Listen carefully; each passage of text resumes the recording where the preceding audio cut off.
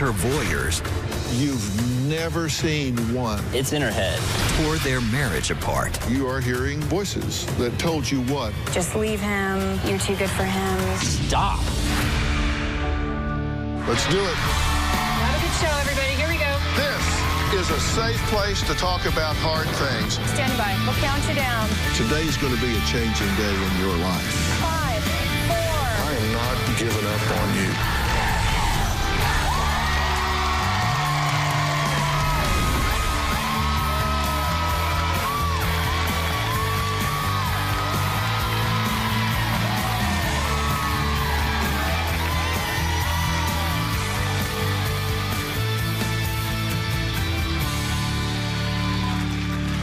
Well, 2.5 years ago, Andrew says his marriage to Lacey was torn apart when she left him for another man. Well, actually, not just one man, a whole bunch of them. Well, wait a minute. It's not what you think. These men are actually what Lacey calls voyeurs. People she believes are spying on her and speaking all day long to her from across a pond. Now, Lacey claims these voyeurs are a group of men and some girls who not only convinced her to divorce Andrew, but caused her to move to another apartment and cover her vents with newspapers. Now, they even told her to contact me, which she did. Now, Lacey says it has gotten so bad that she has had to shower in a bathing suit because she believes that her voyeurs are watching her. Now, you'll hear some of this and you'll think, wow, that's just wild. But I can assure you it is very real to her. It is very serious to her. Take a look. For the past 5 years, I think people have been watching me, and I hear their voices. I feel completely violated by them. I started calling them voyeurs.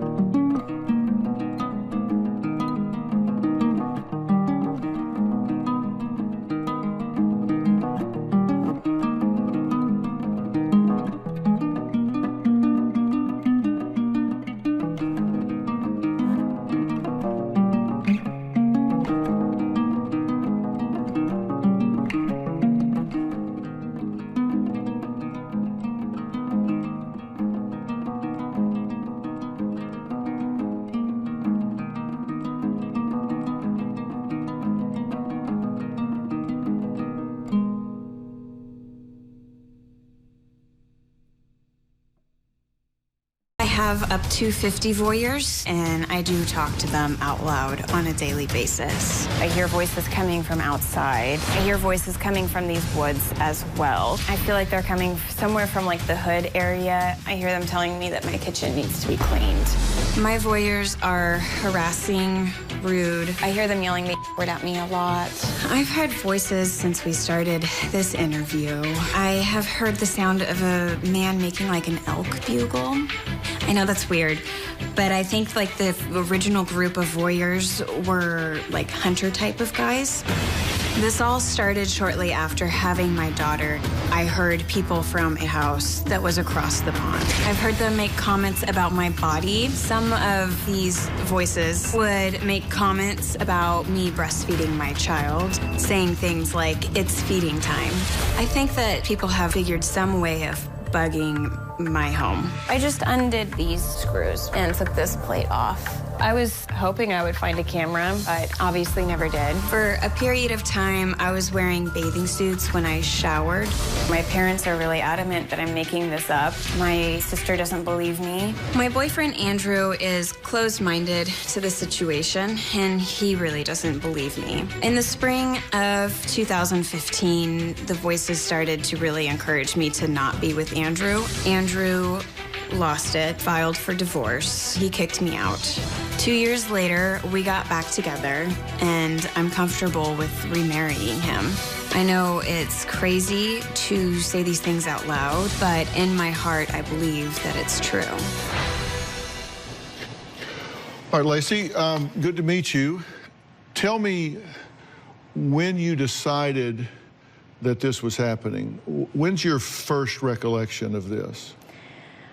Probably in the summer of 2013. Okay, and what was going on at that time? I did have a daughter and got married. And when was your daughter born? March of 2013. And what were the first messages you heard? Probably something like, we're watching you. It didn't really it wasn't clear at the beginning. I just heard these voices, but I couldn't quite understand them. The kind of mumbling? Yeah. And didn't you say they were positive at first? Yeah, the tone was more positive. A lot of compliments, or sounded like compliments, and then also inappropriate. Like if I was taking a bath, compliments on my body, which is technically positive, but okay. Invasive. And are all of these voices you're hearing coming from outside your head instead of inside your head? Yeah, coming from outside of my head, or at least I believe that. There's some kind of electronic device, or my apartment is bugged in some way, and I can hear just the slightest sound of voices through things like vents. Well, you thought there were high-powered binoculars, infrared, and they were looking at you through those. Yeah. And you think that their base of operations is across this pond? Correct, yes. Okay, so there's a house across the pond. Yes. And you think they're looking at you from there? Correct. Okay. Now, question, why you? I don't know. What I'm thinking, what makes sense in my head is that Andrew started working at a company that works on cell phone towers. We started meeting his coworkers, and they were really hard on Andrew, and he had very little experience with manual labor and working with tools. They were really hard on him and didn't like him. And they met our family at a picnic, particularly one time at a company picnic. And I think that these coworkers started it out of jealousy almost, in a way. And it grew from there, from that group of people. People started to realize this is easy and we're getting away with it. And it's kind of fun to do when we're just hanging out. And more people started to How many max do you think are involved here? It's, hard to say, but I threw a number on it, like 20 to 50 in my head. It's hard to differentiate between the voices. But So you must be pretty important. Right, you'd think so. I know. And that's the position some family members have taken. Like, why do you think you're so important that people would line up? And when I've sat down with a psychologist, that was a point he made. Like, people aren't standing in line to watch you, you know. But you have to reality test these things, right? You have to say, I mean, common sense, you have to start asking if minimum wage even is $10 an hour and there's 50 people watching you, then that's $500 an hour times 8 hours a day. You know, now you're talking $4,000 per 8-hour shift. And there's 3 8-hour shifts. You're talking about $24,000 a day to watch you. I know, it's pretty ridiculous. I wouldn't watch me for... Well, actually, I do want you to watch me. But it's free if you watch me, so it's okay. Lacey says there's a demand for black market voyeur footage on the internet, so it's no surprise that her entire life is being streamed and watched by up to 50 people, some of whom she claims are sexual predators. But her ex-husband says, look, this is just all nonsense. He doesn't believe it. He thinks it doesn't make common sense. He says he's not going to go there. He's gone there before. He's not going there again. Well, we're going to meet him after the break.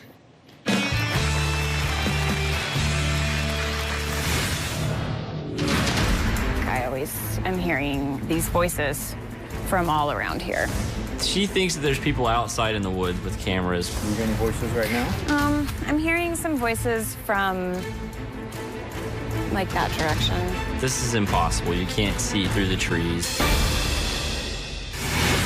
And later... The last 5 years, kind of been drugged through the dirt here. I'm sitting here on the Dr. Phil Show. It's like, stop. Just stop and look around. Look at how everybody's looking at us right now. On an all-new Dr. Phil. My mom's walked out of my life every year since I was a child. She says she's always been there for her son, but... Deborah checked out of the hotel and said she was not showing up today.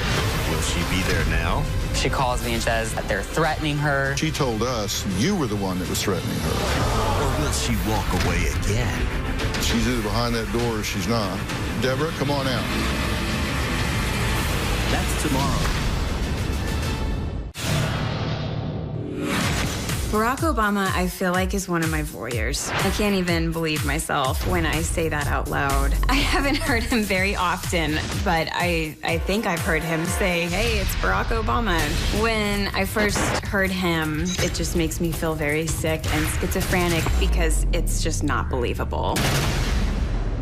Imagine complete strangers watching your every move all day, every day. Well, Lacey says that's exactly what has been happening to her for the last 5 years. Lacey says she wants to remarry Andrew after the voices told her to divorce him. Says she didn't want to, but they told her that she needed to. But he says, no, I'm fed up with being the other man in Lacey's life. Let's hear what he has to say. Lacey's so-called voyeurs are really affecting our relationship, and I don't really think that they're real. She had mentioned that she could hear him coming from the vents in our house, so I took all the vents off. I actually went through and pulled off the light fixtures and went through everything. This is Lacey's journey through the house. I'm not gonna get much of a microphone into that. I've taken it out, there's nothing there.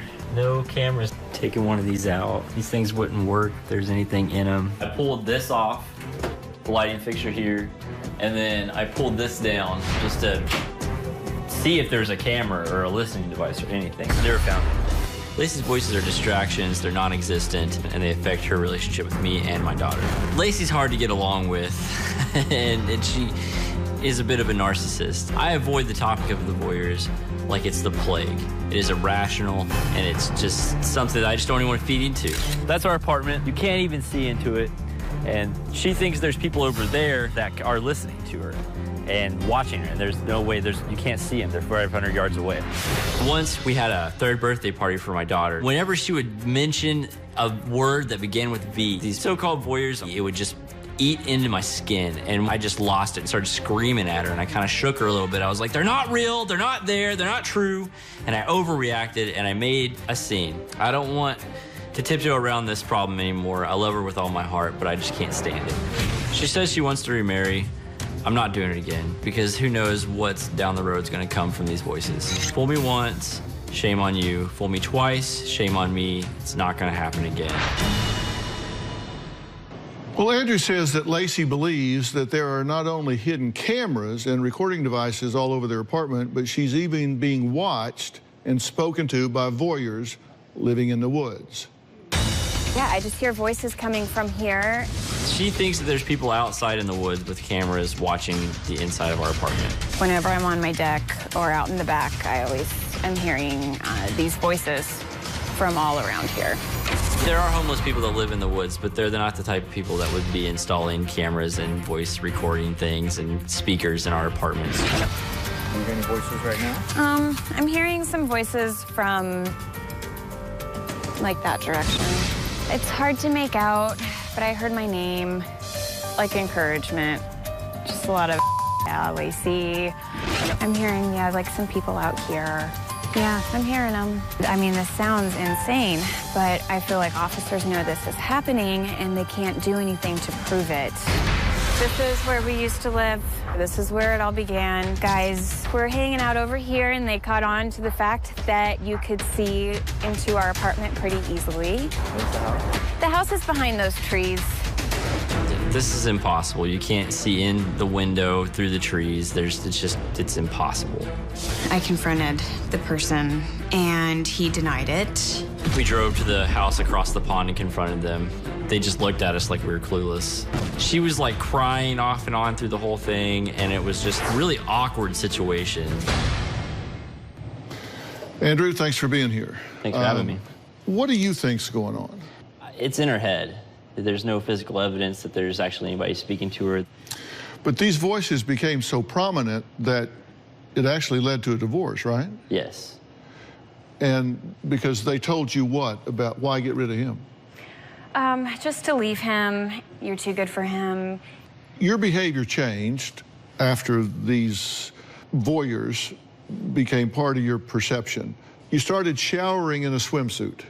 For a little period of time, because yeah. you thought you were being observed. Mm-hmm. So in all modesty, you thought, you know, somebody watching me, I'm gonna keep some clothes on. Mm-hmm. Andrew says he's done everything to find their surveillance equipment Lacey believes is monitoring her 24 hours a day. So what has he found? And then I've got some questions for Lacey here. We'll be right back.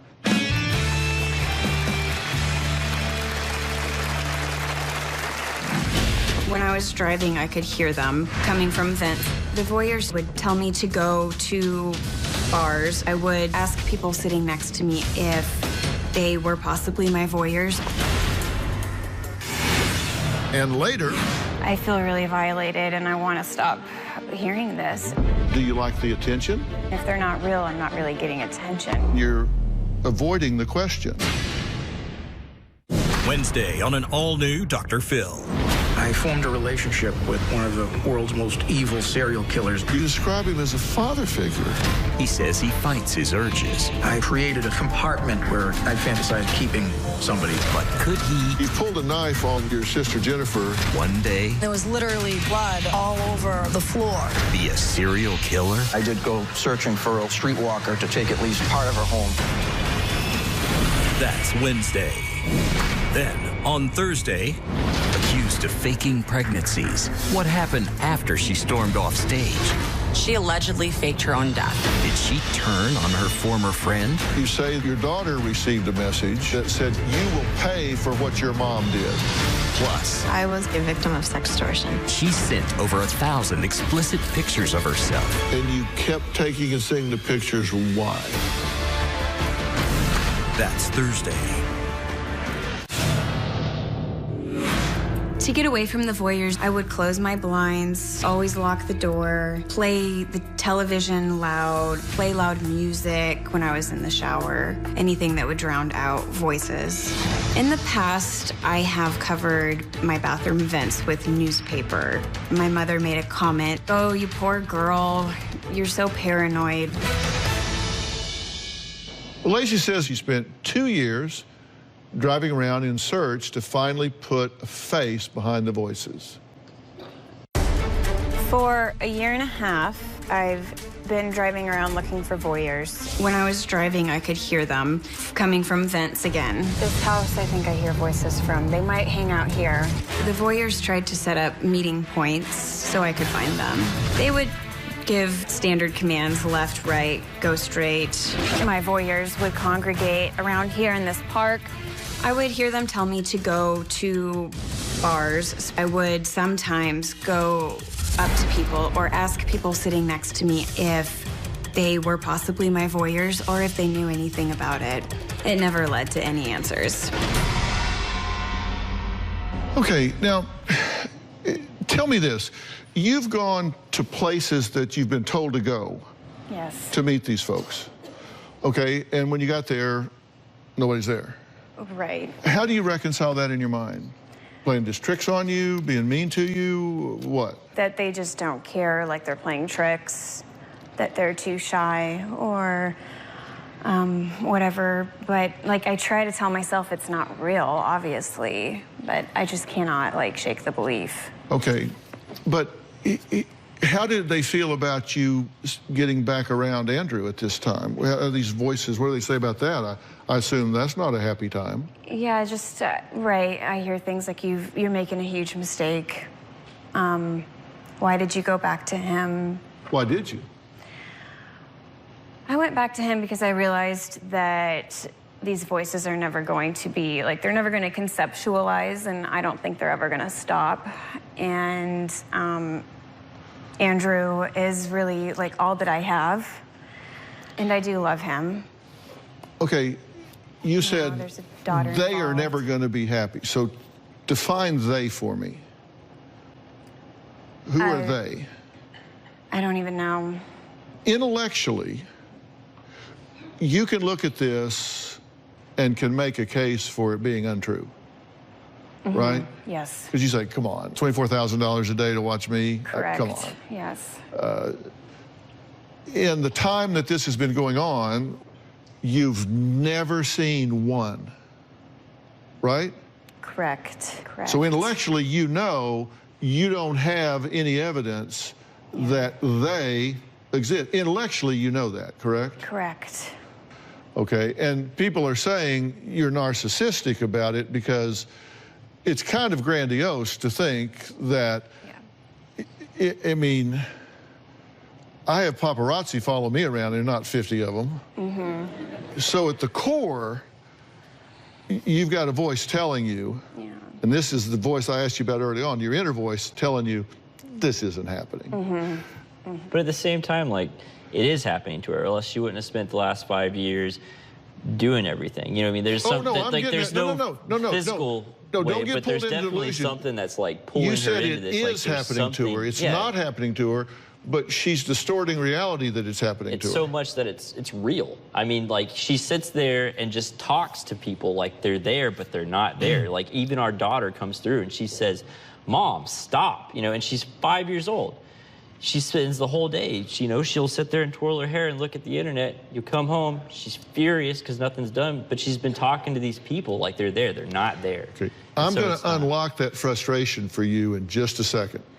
Because what you're saying is perception is reality, and she perceives it to be real, so for her it is. Yeah, so how do we approach that? Good question. That's the question, right? Now, we're going to take a break, and then I'm going to answer that question because there is an answer. Now, Lacey was convinced that voyeurs at a house across the pond were peeping on her, but she says she could never find any proof. Well, we decided to go find out for ourselves. So we made contact with a man in that house. We're going to find out what he has to say after the break, because I want data, not opinion. We'll be right back.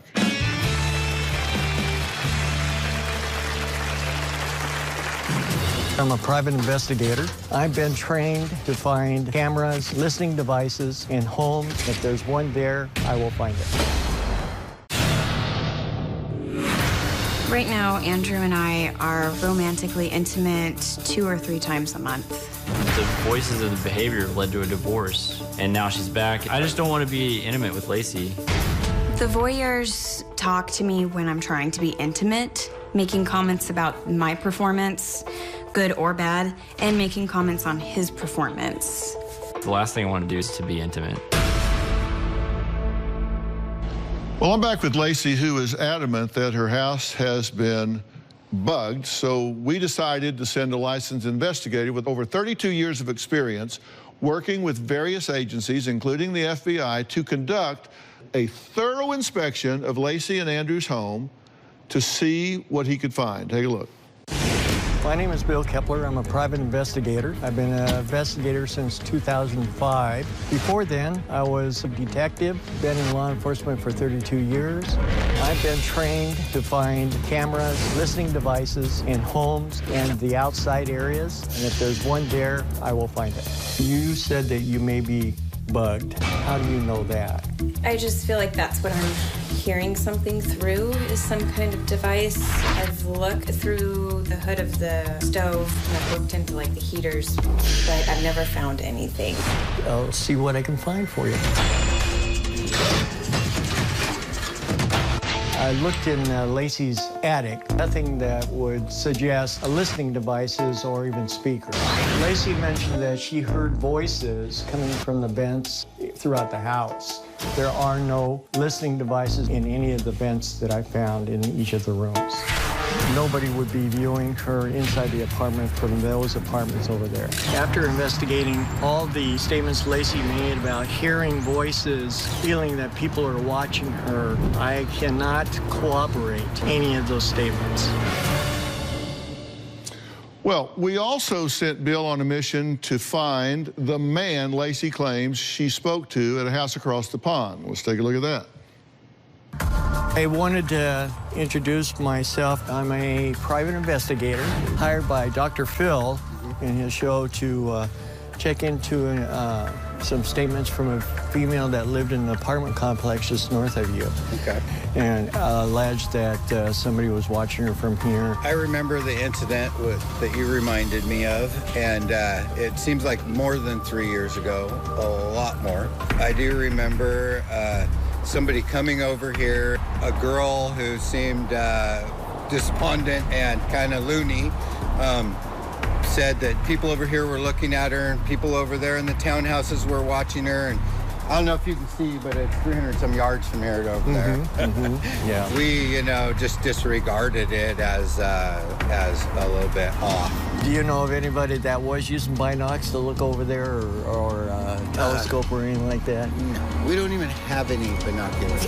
I believe that there's no way anybody could view Lacey while she's in the apartment from the house, which is about 300 to 350 yards away. Lacey, what are your thoughts on what's being said here? I believe him, and I know he's being truthful and honest, and this is about what I expected to happen. I believe that people do not do anything in a pattern without a payoff. Mm-hmm. What are you getting out of this? Well, obviously, I have not gotten anything out of this. Okay, wait a second, stop. But you wouldn't be doing this over and over if you weren't getting something out of it. If this was like slamming your hand in the car door, if you hated this intrusion on your life, assume hypothetically that you wouldn't be doing it. What would be your payoff? Why are you doing this? What are you getting out of it? If you don't like the way an argument is going or something, You're like, well, my voice has told me, like, well, good, that's great. I mean, this is kind of like the devil made me do it.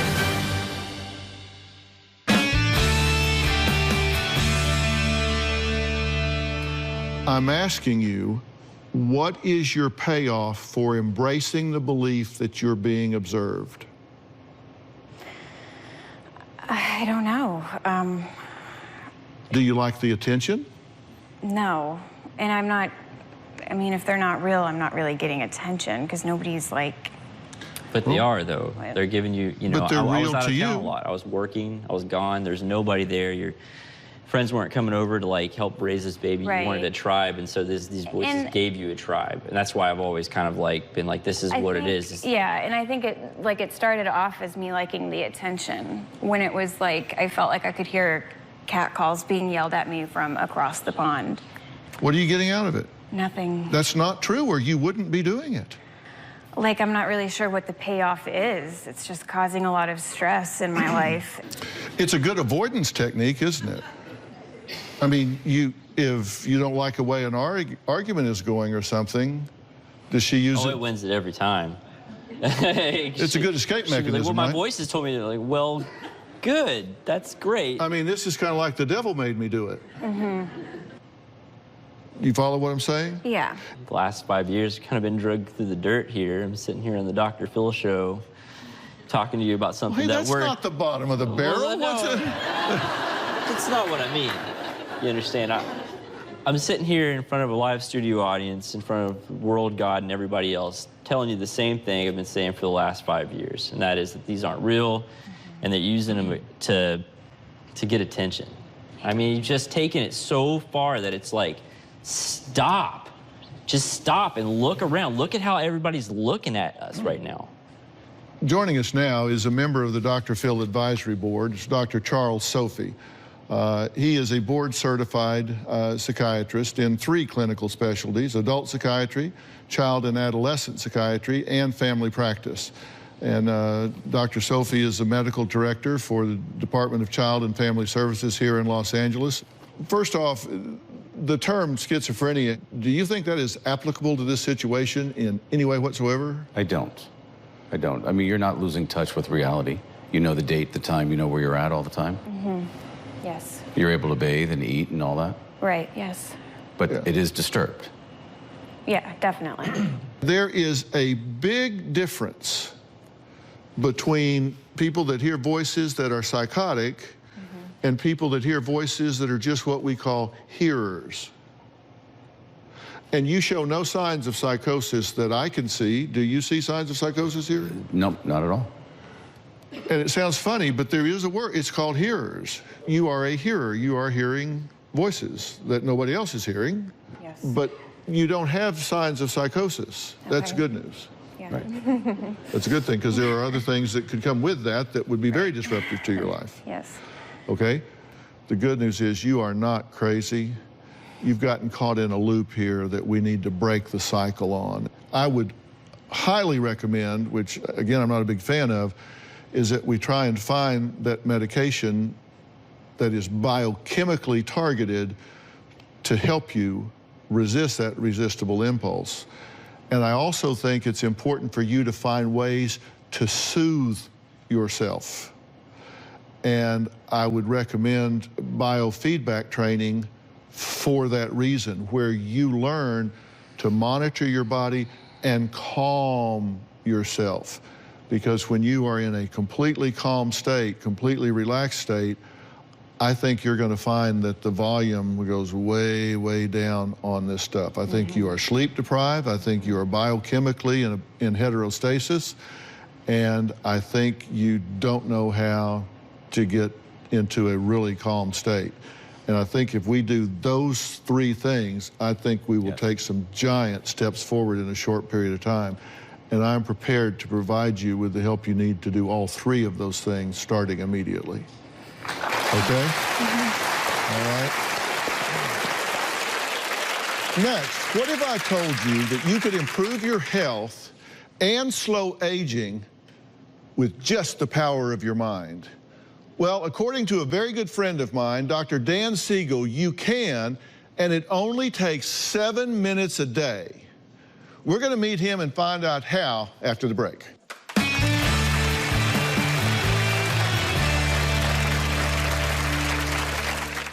This fall, from the producers of Dr. Phil, the truth will be revealed. What happened was...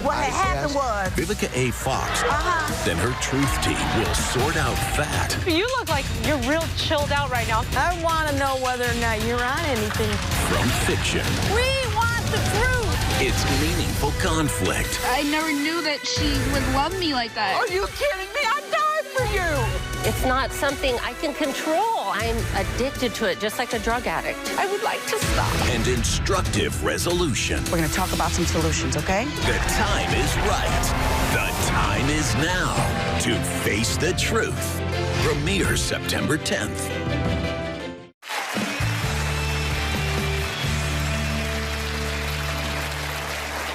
Well, joining me now is one of my really good friends. Not only is he a clinical professor of psychiatry at the UCLA David Geffen School of Medicine and the executive director of the Mindside Institute, he's also a New York Times best-selling author. He's lectured for the King of Thailand, Pope John Paul II, and His Holiness the Dalai Lama. Now, I'm proud to say he is also a member of our Dr. Phil Advisory Board. His latest book, Aware, The Science and Practice of Presence, can help you make real and positive changes to the molecules in your body for a better life, and he's here to tell us how. So please welcome Dr. Dan Siegel. Okay.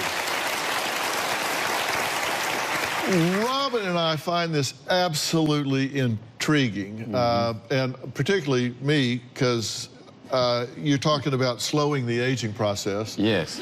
And I get up every morning and start looking more and more like an old catcher's mitt. So tell me about this. You say this is a hands-on guide to be more focused, present, energized, emotionally resilient. Talk about why you did this and the general premise. That's right. The science is amazing, Dr. Phil, because what we know now is what you do with your mind in very specific ways that are accessible to everyone can actually literally change many of the factors of health in your body. You can learn how to actually focus your attention with a practice, a few minutes a day, that science has shown actually improves your physiology and actually grows aspects of your brain to make your brain function in a more nimble and resilient way. What do you mean grows your brain? I mean, literally, here's the amazing thing. What you do with your mind can get you to change both the function and the structure of your brain. The brain's anatomy changes with what you can do with your mind. So this can cause people to be able to do things next year they couldn't do last year. Exactly. So there's a simple phrase that I use, which is, where attention goes, that's how you direct your mind's focus. Right. Neural firing flows, which is the brain's activation, and neural connection grows. That's how you change the structure of the brain. So literally, what you do with a practice, creating a certain state of your mind, like focusing on something, changes the structure of your brain. Say that again, because I'm going to steal that when you're not around. Good. Say that again. Where your attention goes, say that whole thing. Where your attention goes, neural firing flows, and neural connection grows. Okay, give a real-world example. Yeah.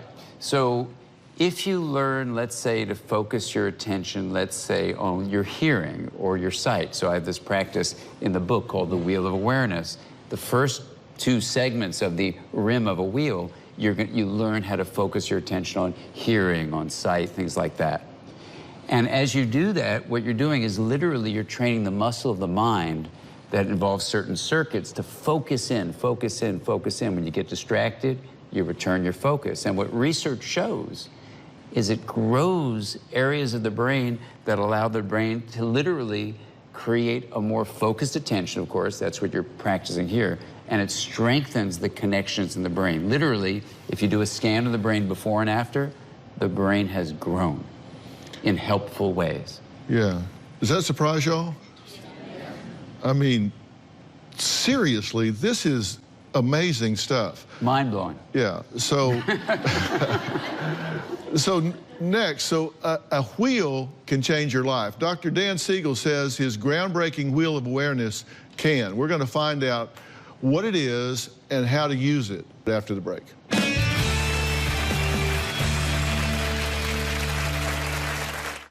I'm here with my good friend, Dr. Dan Siegel, who is sharing with us the incredible benefits of his life-changing meditation practice. Now, first, I want to debunk this about meditation, because as soon as people hear that, they think, religious, spiritual, all of that. That's not what you're talking about here at all. So meditation only means strengthening the mind. It's a practice. Like if you go for a walk and you strengthen your leg muscles, or you go to the gym and you work out your arm muscles. Meditation is working out the muscle of the mind. That's all it is. And the Wheel of Awareness is actually a meditation practice. And the studies show it improves your immune system. It allows you to actually reduce inflammation, reduce stress. It improves the cardiovascular functioning. And amazingly, this blew my mind, it actually repairs the ends of your chromosomes. And when I sent the book out to the person who wrote a book with the Nobel Prize winning Elizabeth Blackburn in this area, she said, Dan, did it go to the printer yet? I said, well, not yet. Why? What did I leave out? She goes, you need to say it slows the aging process. We're talking about the wheel of awareness, and so here it is. We have a wheel with a hub, which represents being aware, and the rim, which represents all the things you'll be aware of.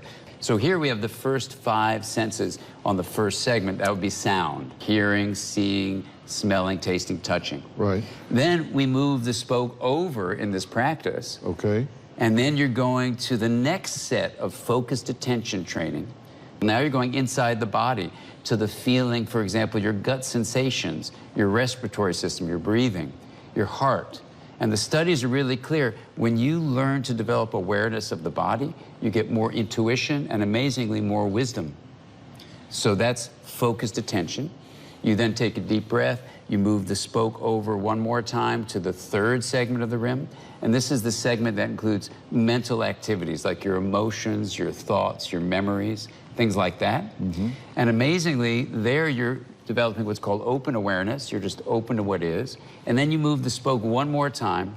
And this is where it's our relationships, like the relationship between you and me, or you and your family members, or you and people who you work with, or your neighbors. And developing this relational sense expands the feeling of who you are. So it gives you a wider sense of belonging and connection. All right, and so during a meditation session, you would do what? You would work around this wheel? You could, if you memorize this, you could just move the spoke yourself with your visual imagery, or if you listen to it on my website, you can actually go and listen to the recording. Either way, it's the same thing. What you're doing is distinguishing the hub of awareness from the rim, and then linking all these elements of the rim to each other. People are busy, and they're going to say, well, it'd be great if I had a half a day to go do this, but it doesn't take that. We have a 7-minute version you can do. You might want to try it out slowly and get used to doing it. But even the image, Dr. Phil, of this, we have people use this in kindergarten. And I got a story of a boy named Billy where he was 5 and he had some trouble at another school, beat up a kid, came to the new school, and in this new school, the teacher teaches all the kindergarten kids the drawing of the wheel. And Billy comes to her the next day. She writes me an email, and she writes to me, Billy says, Mrs. Smith, you got to give me a break. I'm out on the yard. Joey took my blocks. I'm about to punch him. I'm lost on my rim. I got to get back to my hub. Yeah. And this is 5 years old. 5 years old. That's just as the idea. So you can practice it every day. You do the 7-minute practice. But as you do, you actually distinguish this capacity to have the freedom of the hub. And that is a gift that keeps on giving. Yeah. And this is something everybody can do, and you just need those few minutes to go sit down, focus on yourself, and do it. And look, this is amazing. I've read the book, and I really recommend that you read it. It's Aware, the Science and Practice of Presence. So, Dan, thank you for doing this, and thank you for doing this today. I want to thank all of my guests today. A special thanks to Dr. Dan Siegel. His book is available now everywhere books are sold. You can also go to drdansiegel.com to order a copy. We'll see you next time. Thanks so much.